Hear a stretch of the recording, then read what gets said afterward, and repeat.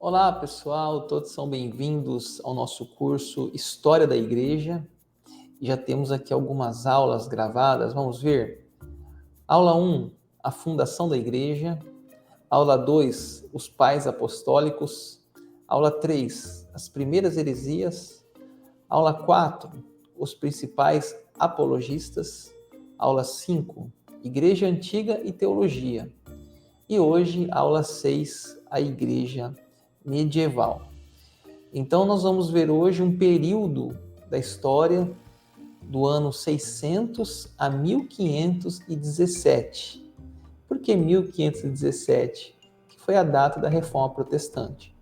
Eu vou repetir, então, vamos falar do período de 600 a 1517. A Igreja substituiu o Império Romano como a força mais poderosa da Europa. Você sabe que o Império Romano tinha uma força, uma potência, de dominação. E a Igreja substituiu essa força. A Igreja, então, se tornou o maior poder econômico, possuía muitos terrenos, poder político, influenciava nas decisões políticas, poder jurídico, ela interferia nas leis, e poder social, estabelecia padrões de comportamento moral. Então, a Igreja tinha poder econômico, político, jurídico e social. E como na época a religião era única e oficial, a Igreja Católica não permitia opiniões contrárias e suas verdades eram incontestáveis. Aqueles que se levantavam contra a Igreja eram perseguidos e punidos. Temos nessa época a Inquisição, também chamada de Santo Ofício. Essa instituição era formada pelos tribunais da Igreja Católica que perseguiam, julgavam e puniam as pessoas acusadas de se desviar de suas condutas, as condutas da Igreja. Qualquer um que professasse práticas diferentes daquelas que a Igreja reconhecia era um herege, e as punições tornavam-se pesadas, até mesmo com a morte na fogueira, prisão perpétua e confisco dos bens. A Igreja confiscava os bens e os cofres da Igreja iam se enriquecendo.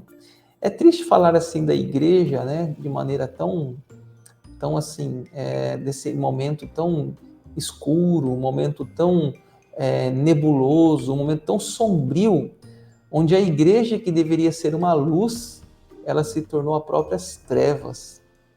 Nessa época também tinha os mosteiros. Mosteiros eram lugares de devoção, oração, reclusão. Era um verdadeiro oásis. E um dos fundadores dos mosteiros é o Benedito de Núrcia. E Benedito de Núrcia escreveu até as normas, as regras que os monges deveriam seguir. Os monges tinham regras muito rígidas de alimentação, era uma vida simples, eles trabalhavam também nas plantações, nas hortas, e a maioria dos tempos eles dedicavam à oração e à leitura da Bíblia. Então, por mais que na Idade Média ainda você não tinha muito contato com a Bíblia, nos mosteiros sim, ali eles sabiam de cor várias porções da Bíblia. O próprio Lutero se dedicou ao mosteiro, foi monge por um período, ele sabia de cor muitos livros da Bíblia. Então, enquanto o alto clero, os bispos, os arcebispos, os cardeais se preocupavam com aquelas questões políticas, econômicas, os monges se dedicavam à oração, se dedicavam à vida piedosa, aos pobres, e os mosteiros, então, eram um ambiente espiritual ainda no meio dessas trevas espirituais. E eles enfatizavam a educação, a hospitalidade, ainda o esforço missionário. Falar de Idade Média é falar que a Igreja dominava a cultura e as artes. Poucas pessoas sabiam ler, escrever, e a maioria das pinturas, das esculturas e dos livros eram de temática religiosa. Você já deve ter visto aqueles vitrais da Idade Média e traziam aqui naqueles vitrais imagens bíblicas. porque era uma forma que eles tinham de transmitir, através da arte, a Bíblia aos analfabetos. O Papa Gregório também deixou um legado aí, o canto gregoriano, uma forma de arte, de música. E assim a música, a arte era dominada pela igreja, né? Temos grandes pintores nessa época, como Leonardo da Vinci, o Miguel Ângelo, né? O Michelangelo. Essas pessoas, eles esculpiram artes baseadas em Davi, em Moisés, também relacionado à religião. A política, havia um verdadeiro concubinato entre política e religião.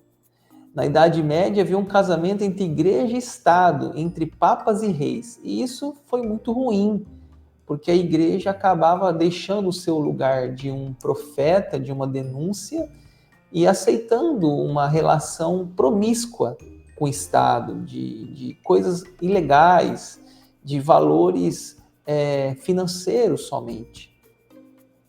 A ciência também, a igreja era dona. A ciência estava nas mãos da igreja. Quando Nicolau Copérnico disse que o mundo era heliocêntrico e não geocêntrico, a igreja contestou. Galileu Galilei foi preso também. E eles forçavam esses cientistas a negar as suas descobertas científicas, porque senão seriam punidos. A religião estava também no controle, né, da igreja. A igreja tinha em suas mãos e administrava a salvação através dos sacramentos, venda de indulgências, penitências. Os fiéis compravam o perdão de seus pecados a peso de ouro, recebendo uma bula papal, outorgando o perdão dos seus pecados. É bom também dizer que nessa época surgiu uma forte religião chamada islamismo. O islamismo surgiu no século VI e atraiu muitas pessoas que foi, na realidade, essa religião está centralizada em Maomé, que viveu em 570 a 632 depois de Cristo, né? Então você veja que Maomé veio depois de Jesus. E ele era conhecido como o profeta de Alá, e que ele teve revelações do anjo Gabriel. E essas revelações depois foram transcritas no seu livro Alcorão. Alcorão é o livro, né, do islamismo. E os muçulmanos, né, eles oram 5 vezes ao dia, dão esmolas, fazem jejuns e vão também pelo menos uma vez fazer peregrinação a Meca, onde está lá o profeta Maomé. O Islã espalhou-se rapidamente e eles faziam guerras santas, proclamando o Alcorão como um livro verdadeiro. Grandes territórios foram tomados pelo islamismo. E havia então essa briga, islamismo e o catolicismo. As cruzadas, 1905, o Papa Urbano II, ele queria libertar os lugares sagrados da Palestina das mãos dos muçulmanos. Você vê que essa briga na região ali sagrada, né, até hoje, de Jerusalém, Israel, de 1095 a 2091, guerreiros cristãos saíam para realizar o objetivo do Urbano, trazer de volta as áreas tomadas pelos muçulmanos. Houve várias cruzadas, né, e essas cruzadas eram a preço de sangue. Mas os muçulmanos também, nessa luta política também, reconquistaram a Palestina e expulsaram os cristãos. Então, é um período da história muito rico, mas nós estamos fazendo aqui só um recorte mais da parte da história da igreja, né? A próxima aula, nós vamos falar aqui sobre a Reforma Protestante, que quando ali em 1517, Martinho Lutero, né, vai trazer novos ares para a fé cristã. Gratidão pela sua companhia. Se você ainda não é inscrito no canal, se inscreva. Canal Teologia Básica, deixe seu curtir, seu comentário. Siga lá no Instagram, @Pastor Daniel Dutra. Aqui no canal temos outros cursos, temos o Panorama da Bíblia, onde temos 66 aulas aí gravadas, cada livro da Bíblia. Temos o curso básico de teologia, também onde temos 14 aulas. Temos o curso Aconselhamento, para você que gostaria de aprender mais sobre aconselhamento cristão.